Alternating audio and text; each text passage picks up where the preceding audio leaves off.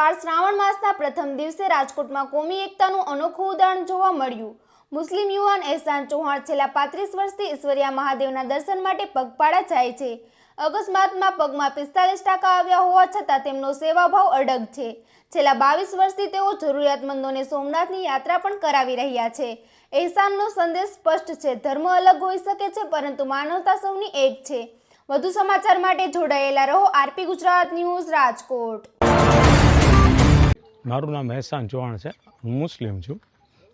હું શ્રાવણ મહિનો છે, હું એક દિવસ આગળ આવું, ગઈકાલે પણ આવ્યો હતો ચાલી, અને આખો શ્રાવણ મહિનો હાલીને આવું છું। 35મું વર્ષ છે, મને 53 થયા, અને 21 વર્ષથી સોમનાથ મનબુદ્ધિના ભિક્ષુ વૃદ્ધોને અપકને સોમનાથની યાત્રા કરાવું। શ્રાવણ મહિનાના પહેલા સોમવારે લઈ જાઉં છું, અને આ વખતે સંખ્યા ઓછી લઈ જઈ શકું છું કારણ કે મારું એક્સિડન્ટ થયું છે અને ખર્ચો બહુ વધી ગયો છે। 9 મહિના હું દવાખાનાનું અને પગની કસરતથી માંડ સાજો થયો છું, અને હાલવામાં તકલીફ પડે છે, હજી સોજો ઉતરો નથી એટલે, અને ખર્ચો બહુ છે એટલે સંખ્યા ઓછી લઈ જાઉં છું। મારી એટલી કેપેસિટી નથી કે એટલા બધાનું લઈ જઈ શકું, એટલે 107 જણા લઈ જાઉં છું।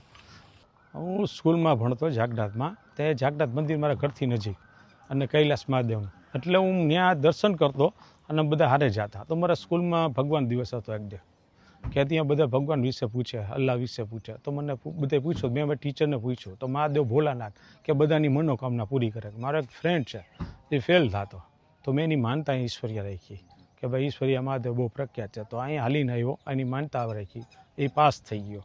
પછી મારા મિત્ર છે, એના બેન સાઠું માનતા રાખી, મેરેજ નહોતા થતા, તો એ પણ એના મેરેજ થઈ ગયા। પછી મારા સ્ટુડન્ટ છે જે કે ફોરેન જવા માટે કરતા હોય માનતા, તો એના આટલું માનતા રાખું છું। કોઈને સંતાન નથી તો હું એટલે ઈશ્વરીય હાલીને આવું છું અને એની માનતા પૂરી કરું છું, અને એનું કામ પણ થાય છે।